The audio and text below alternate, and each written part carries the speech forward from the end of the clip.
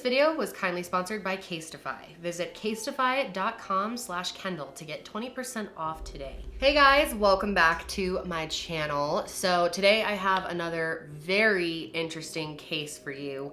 One that is really weird. And once again, I know your opinions will be all over the place, and I do invite you to share your thoughts in the comment section below. And I'm sure a lot of you have kind of heard bits and pieces of it. It's been very scattered on gossip type magazines and tabloids and just social media, and people have been requesting that I talk about this for a really long time. I kind of wanted to wait till the dust settled a little bit and we could really gather the facts here, although that has actually been pretty hard to do. So I do want to give a bit of a disclaimer. This story is extremely complicated. It's very hard to figure out what's true and what's not true. I tried to follow the story as accurately as possible, but it is possible I have something wrong in here. But if you've never heard of this and you're totally lost already, let's go ahead and dive in. A couple months ago, back in 2019, a story came out to the public that had been going on for a while, but it just surfaced last year. It was about a couple from Indiana who were charged with neglect because apparently they had moved to Canada and left behind their 11-year-old adopted daughter named Natalia. This was, from day one, a mission of love. We were told in the medical paperwork that we had that she was 6 years old. Now with that wild story about an Indiana couple charged with abandoning their adopted daughter who has a rare form of dwarfism. They say she's really an adult con artist who threatened them. So as far as we know, in 2008, Natalia came to the US from an adoption program in the Ukraine. They believe that she was probably in a group home before she came here. At first, she was adopted by a different family, a different couple, and they soon decided that it wasn't a good fit for whatever reason, and they returned her to the adoption agency. So then, in November of 2010, another couple adopted Natalia, and their names are Kristine and Michael Barnett. They love children, and Natalia was going to be a new addition to their family. Now, when the Barnetts adopted her, they say that they were told that she was a 6-year-old girl, and that she was actually born with a form of dwarfism. Now, she had a specific type of dwarfism, however, I am not gonna be able to say it. So I'm going to play a pronunciation for you guys. Spondyloepiphyseal dysplasia congenita. Now, this is a disorder that affects the bones and the growth of a human, and she also suffered from scoliosis, which can be very painful. So clearly, Natalia did not have it easy when it came to her health. When they adopted her, they were told that she might have some trouble walking, but they didn't mind that. Now, one thing that is just not clear here is Natalia's history with the adoption agency before she was adopted by the Barnetts. Kristine, the adoptive mother, actually said that she was with 30 different families before she came to them, which is kind of odd. I mean, that's a lot of families, and Natalia actually thinks that she's making this up, but she doesn't remember being with that many families. She only remembers being with a few. We got a phone call from an adoption agency in Florida. They had reached out to us, and they said, hey, we've got the perfect child for you. We think you should adopt this girl, Natalia. At first, you know, I didn't think that that was strange, but obviously looking back, you shouldn't be getting cold called. You shouldn't be getting a phone call out of nowhere from somebody trying to send the the child to you. We're not going to give you any information about the child. We're not going to give you any information about the former family. Here's all we're going to give you. Here's 2 pictures. Here's a Ukrainian language birth certificate. And here's 1 doctor visit from 2 years before. You have 24 hours to tell us whether or not you want to adopt her. If you don't adopt her within 24 hours, we're sending her directly to foster care. We were sitting in a little itty-bitty office room in a strip mall. And next thing you know, the door opens and Natalia comes running in, smiling ear to ear, saying, "Mommy, Daddy, Mommy, Daddy, Mommy, Daddy." You know, she was just given up for adoption by her old family 5 minutes before that. We should have recognized that there's no 6-year-old on the planet that would be happy in this situation and immediately start referring to Kristine and myself as Mommy and Daddy. We only were in the room with her for 5 minutes to meet her, and after those 5 minutes, the adoption agency pulled Kristine and I out of the room. We went and signed paperwork, and the next thing you know, Natalia was ours. So Natalia claims that when she was adopted by the Barnetts, everything was fine at first. She actually felt love with this family eventually. She said she felt safe and comfortable and happy and was enjoying herself. However, Kristine says that they started having issues with her literally right off the bat.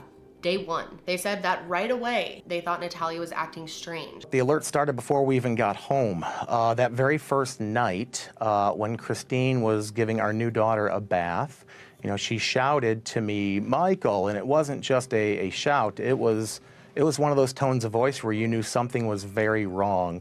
I came rushing into the bathroom and I found Kristine white as a ghost. She was truly shaken. I had no idea why. And Kristine simply said, "Look." And I looked down, and Natalia, at age 6, had full pubic hair. They immediately thought she was actually older than she was saying she was. One of the first red flags that they say they saw was that they went to the beach with their family and the boys ran to the ocean, just ran right in, and Natalia wanted to be carried to the water. And Michael and Kristine were really tired and just needed a second to collect themselves before carrying her down, but she got impatient and actually ran towards the water herself. Now they were kind of shook after this because they were like, "I thought you couldn't walk and now you're running towards the beach." And they thought this was really strange. They also noticed that Natalia didn't really care for playing with toys. When it came to playing with other children, she preferred older children, even teenagers. They also thought her vocabulary was pretty well developed and sophisticated for her age. They also claimed that she couldn't speak or understand even her native language from Ukraine. They had a Ukrainian friend actually speak in their native language and she didn't understand it at all. And they thought at this point, maybe she didn't even come from Ukraine. Kristine also ran a home daycare for a living, and she said that one day Natalia walked up to her and said, "These children are exhausting. I don't know how you do it." And she thought that was a really weird thing for a kid to say to their mom.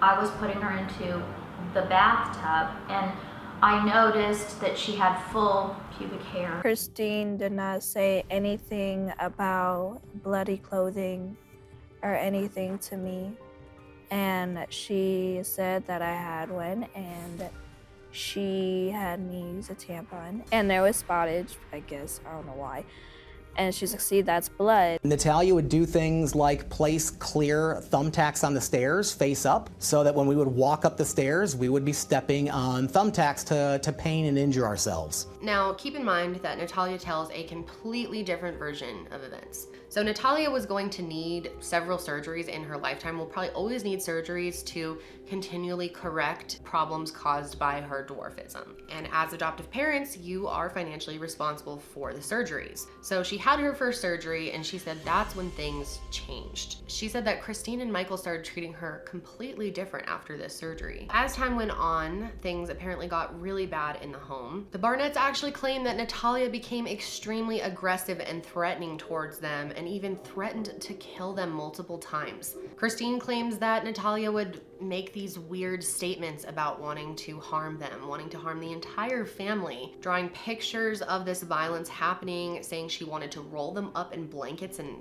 toss them into the yard. And this is the craziest part. And remember, we don't know if this is true or not. And Natalia just completely denies this. But Kristine claims that they would wake up in the middle of the night, all the different family members, and sometimes Natalia would just be standing over them, watching them sleep. If I ever went in the room, it was to wake them up because I was either scared of a nightmare or something like that. But I never went in their room. I didn't. She also claims that she hid knives all over the house. She was hiding knives in our couches. She was talking about she was going to kill family members. She's standing in the middle of the room and she would say, "I'm waiting for the right time," which Natalia denies as well. She said that I hid knives on top of the fridge. How did you get something on top of the refrigerator? I can't even reach it, not even with a chair, I couldn't reach it. And then Kristine and Michael also claimed that Natalia tried to poison Kristine with lemon pledge. She put chemicals in the coffee. Did any of that happen? No. So we had missed a spot. So what I did was I scooted the chair over so I could get up there, and I scooted her coffee back. She came out and was like, "What are you doing?" And then she claimed that I tried to spray it in her coffee. You could look in her coffee. There was nothing. But Kristine claims that when she had asked her what you're doing with the pledge, that Natalia said, "I'm trying to kill you." They said things were getting so out of hand with her that she was just destroying the home. She was wiping bodily fluids, they said, on mirrors in the house. And she would also sometimes jump out of the car while it was moving. And then the biggest claim of all is Kristine says that one time Natalia tried to push her into an electric fence, which is interesting because Natalia is only 2 feet tall. The DePauls say that's not even physically possible. If me and my wife tried to push an average height person into an electric fence, I don't think it would really go that well. You imagine somebody struggling to walk and then pushing an average height woman. So one thing that's really strange here is back in 2012, only 2 years after the adoption, the Barnetts filed a motion with the Marion County Superior Court regarding Natalia's age. They requested that her age actually be formally changed. And the judge actually followed through with this and ordered that her birth year be changed from 2003 to 1989 on her birth certificate, which put her at age 22 instead of 9. Now, to this day, no one knows how old Natalia actually is. Currently, she claims she's 16, maybe 17. I'm not sure when she claims her actual birth date is, but I think Natalia really doesn't know how old she is because, you know, she's from a group home. It's possible that they don't even know her birthday. Oftentimes in group homes, they celebrate all their birthdays at once, and, you know, there's plenty of reasons why someone may not know their birthday if they came from a sketchy situation and they were adopted. So that's been the big debate here, is how old is Natalia? So eventually the Barnetts decided to take Natalia to a doctor for a psych evaluation and have her working with some therapists as well. And they claim that she openly talked about how she wanted to kill Kristine and the kids with the therapist and the doctor. Apparently Natalia gave the doctor an exact plan of how she would do it and exactly what she would do with their bodies. And they also claim that she told the therapist that she was lying about her age. Now, Kristine has given the court an actual copy of this note from this doctor. We don't have any real information about this and cannot confirm that it's real. But apparently in this note, it talks about how she was actually diagnosed as a psychopath and a sociopath. It says that her birth certificate is clearly a fake, and basically that she's way older than she's claiming to be. The doctor wrote that Natalia was well over the age of 18, and this was back in 2011 that this was written apparently. And they said they were able to come to this conclusion by doing an exam on Natalia's teeth, looking at her sexual development, and by using a bone density exam. They claim that she had a normal menstrual cycle as well. So all of this is in this doctor's note that we have not been able to see. So with all this info, Kristine and Michael were able to get the court to agree to change her age to 22. Now, Michael actually said that one of the benefits of getting her age change was to get her into a psychiatric hospital, because if she was a minor, she wouldn't be able to be lawfully admitted. So there have been several different attempts by media outlets to get that letter from that doctor. They've reached out to the doctor, but their office says that they refuse to have any involvement in this because it's a violation of patients' rights. Now, side note, it was also around this time that police first started asking questions and trying to figure out whether an immigration fraud actually took place before the Barnetts had involvement with Natalia. They thought something sketchy was going on with the adoption. The Westfield City Police referred the case to the FBI and ICE because they suspected that there was false age reporting prior to her leaving the Ukraine. It was then in 2013 that the Barnetts made the decision to leave Natalia here while they moved to Canada. Their oldest son, 12-year-old Jacob Barnett, was actually getting a ton of media attention because he was somewhat of a child genius and they were really proud of him. Our standout student is a true academic scholar. I really like numbers and like calculus. They've always intrigued me. This is the Barnett kitchen. As you can see, I'm watching Ellen here while I do daycare, and we've got Jake eating a sandwich.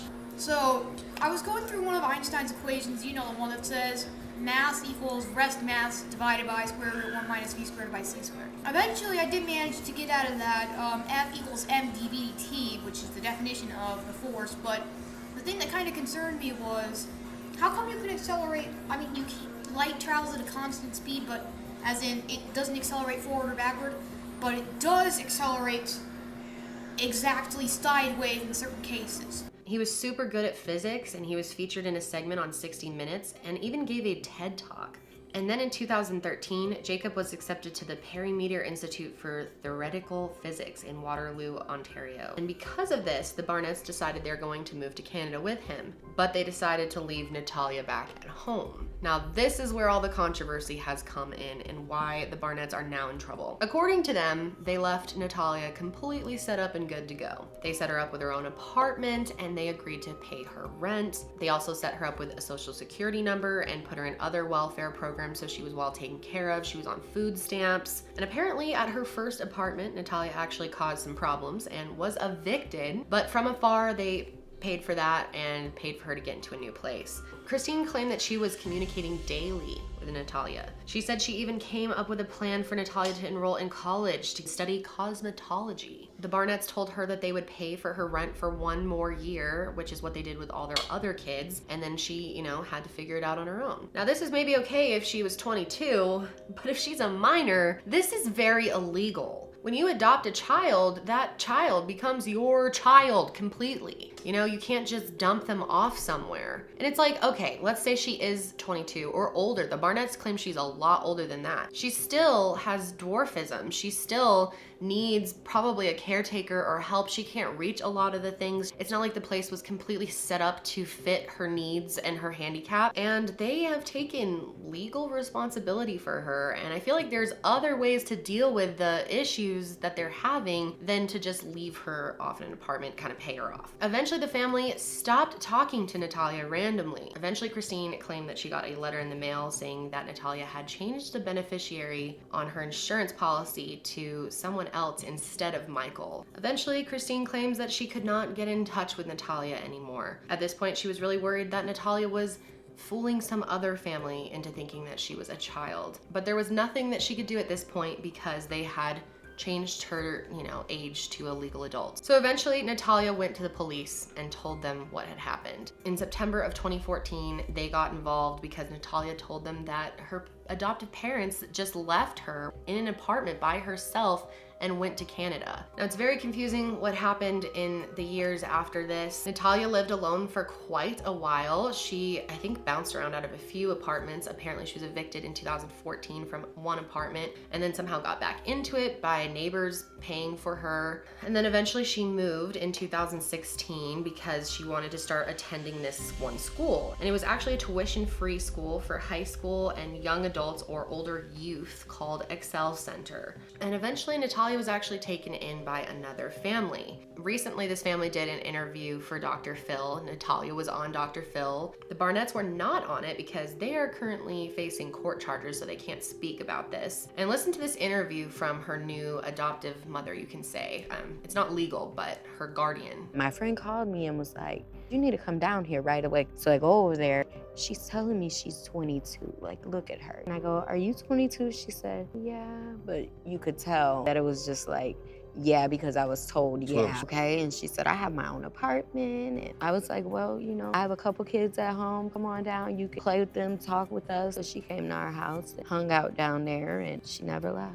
So they think that Natalia is like 16, maybe 17 at the time I'm filming this. And in 2016, they actually petitioned to become her new legal guardians. But they weren't able to do this because legally she's not a minor. She's an adult. She's, listed in the system as 22. So they had to try to change her age to prove that she was a minor. But in order to do this, they need her birth records, which are like impossible to get. Adoption paperwork is considered confidential, so this stuff was not ever released to them. So the petition to become her legal guardian was actually dropped, but despite this, they say they see each other as family. Natalia claims she loves living with them and they love her back, but her age has totally been up for debate still. There are people out there, there's tons of people out there that think she is like 30, that she's this really smart psychopath scam artist. And I'm sure a lot of you will think that, and I'm not sure what to think. A lot of people see Natalia as a disabled, adopted person who's been through a really hard time in her life, who was neglected by her adoptive parents. Of course, Natalia claims that everything the Barnetts said about her wasn't true, but they still claim that it all was. Now, the Barnetts claim that they did not know that Natalia was a minor or that they truly thought she was an adult when they left. They still think that to this day, I believe, but the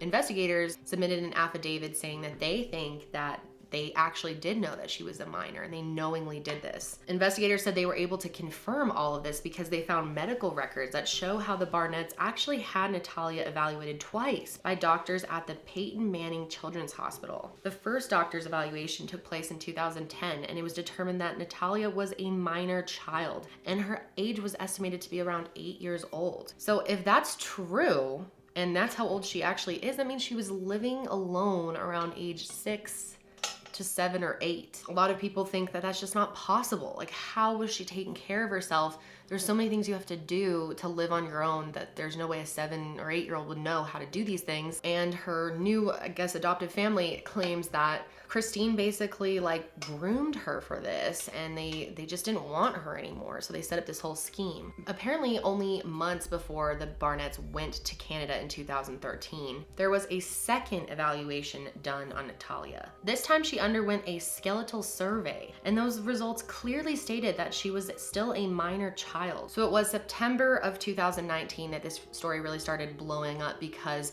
warrants were issued. They were charged with 2 counts of felony neglect of a dependent. Now the 2 of them are divorced, so they're facing separate charges. Michael Barnett and his ex-wife Kristine could face jail time, accused by the state of Indiana of neglecting their adopted daughter, Natalia, leaving her behind after moving to Canada. We were told by doctors, this person's a sociopath, this person is a con artist, you are all in danger. But according to the Barnetts, Natalia is not who she says she is.